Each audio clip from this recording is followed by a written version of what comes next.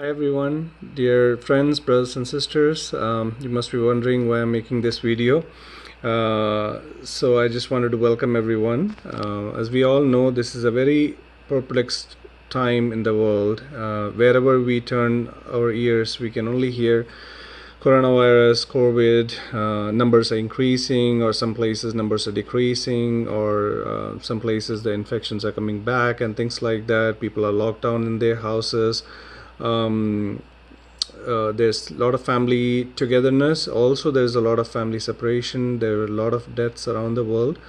So just so much of turmoil going everywhere, and yet the Word of God reminds us to have the peace that surpasses all understanding, as the Gospel reminds us. In Gospel reminds us, and Jesus said in John 16 verse 33, I have told you these things so that in me you may have peace. In this world you will have trouble, but take heart, I have overcome the world. So we trust in a God who has already overcome the world. He also promised that He provides the peace that the world is not going to provide. Uh, there is still going to be so much of death around us all the time. So how we can find an inner peace, how we can find peace in these situations also. And this is not just the first time, it has happened in the past, and we don't even know, it may happen more in the future, as we do not know the future. But God knows our future. God knows the future from the end. He knows what's going to happen from the beginning, and He knows what is going to happen at the end. So for us, it is very important to understand what is our role on this earth, why we are born on this earth. Is there a purpose to our life? Why God has brought us in this particular time, in this particular country or nation, or wherever your location is. It's very important to understand that why I'm born this particular time. Everyone has that question. It is general, very common question, why this is happening with me, or why I'm born here, why not a different place. So these are general questions that every person, no matter if you are a young person, if you are uneducated person, if you're a highly educated person, if you have a highly professional job, or if you're just a laborer or a worker, every person born on this earth has a specific purpose that God has assigned him. No man or no woman are born here, or no person is born on this earth without God's will, and He has designed everyone's destiny accordingly.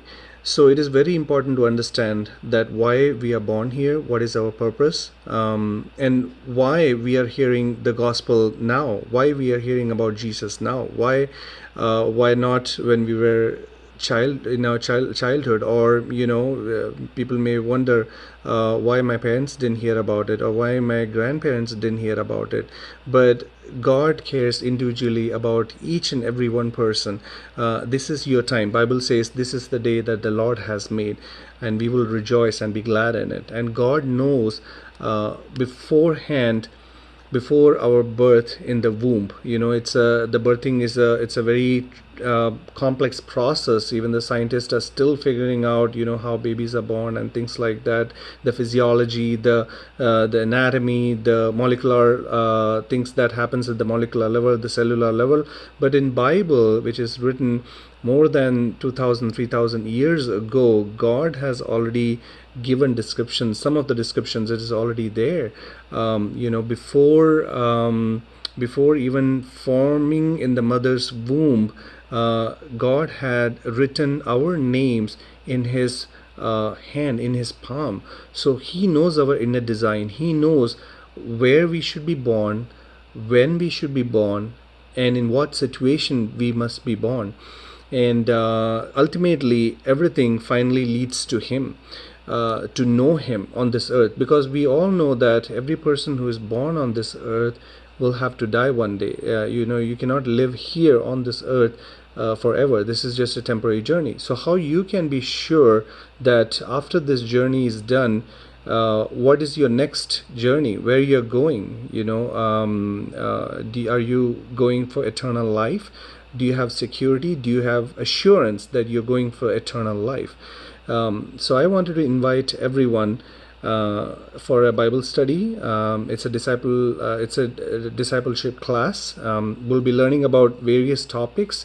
We'll be discussing various interesting topics from Bible, from some general questions and concerns that many people have, to know more about God, to learn more about Jesus. Why was Jesus born? What is the purpose? Is Jesus different than God himself? Many people have that question. Do Christians worship three different gods, or do Christians worship many different gods? And I truly assure you that Christianity, even though you see from different lenses, we all worship one single God. There is only one God. There is only one God who exists in any form he wants. But particularly for in Christianity, God exists in he can show himself or reveal himself as a son. He can reveal himself in the form of Holy Spirit, and he can reveal himself as he is. God himself said, I am who I am. And Jesus also said in Bible, in Gospel, that I am. There is no difference there. So let's set aside those kind of confusions and those things that the devil brings into mind that's a hindrance to learn more about God. So I invite everyone, regardless of any race, religion, caste, regardless of where you're living, in what situation you were born, and no matter what educations you have, this will be a really interesting class to learn, and we can discuss several things from Bible. And this is one of the famous core verses of Christianity. Now, when I say Christianity, I definitely want to explain everyone that Christ came for everyone.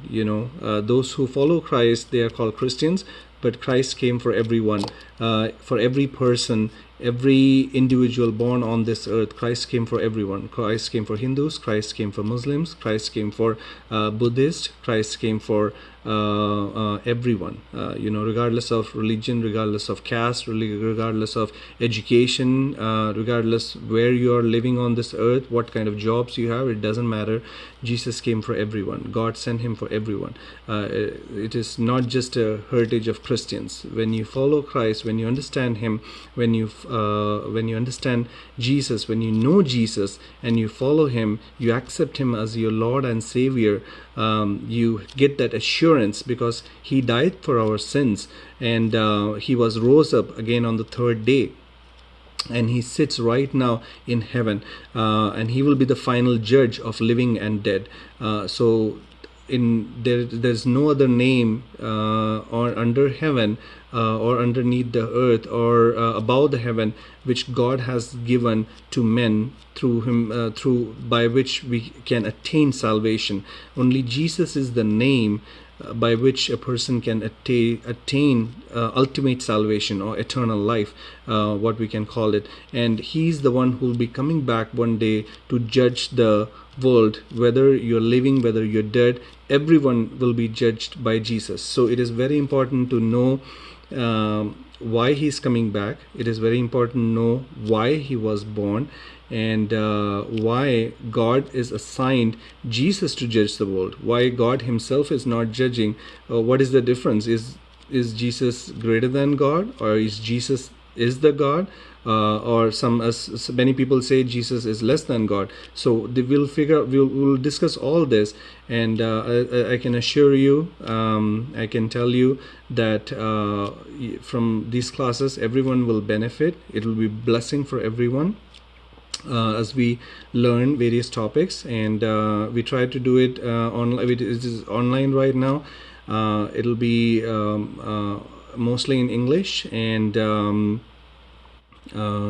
we are learning new topics. We just started it last Saturday, and we pray and we hope that many can join us in this journey. And I would like to read this to you. This is from Gospels, a Gospel according to St. John's, and it's from chapter 3, verse 16 onwards. It says, "For God so loved the world that he gave his only begotten Son, that whomever believes in him should not perish but have everlasting life." It's many people miss out the remaining verses. It is very important to read the remaining verses also. "For God did not send his Son into the world to condemn the world, but that the world through him might be saved."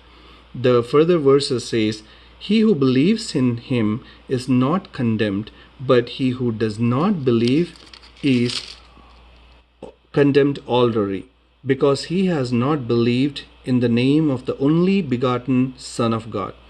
And this is the condemnation, that the light has come into the world, and men loved darkness rather than light, because their deeds were evil. For every one practicing evil hates the light and does not come to the light, lest his deed should be exposed. But he who does the truth comes to light, and his deed may be clearly seen that have been done in God." So God so loved the world that he sent his only begotten Son. He loved the world. God doesn't hate the world. Many people say God hate the world because corona is happening, many things are happening. God does not hate the world. He loves the world, and that's why he sent Jesus to save everyone. Everyone who believes in his name, everyone who believes what he did, everyone who believes in his eternal promise, and do the things that he has commanded us to do, and learn from that and teach others also to do that. So if we truly love God, then I hope and I pray that you'll be able to join us. It'll be a great blessing. Thank you so much. You guys all have a wonderful, blessed night. God bless.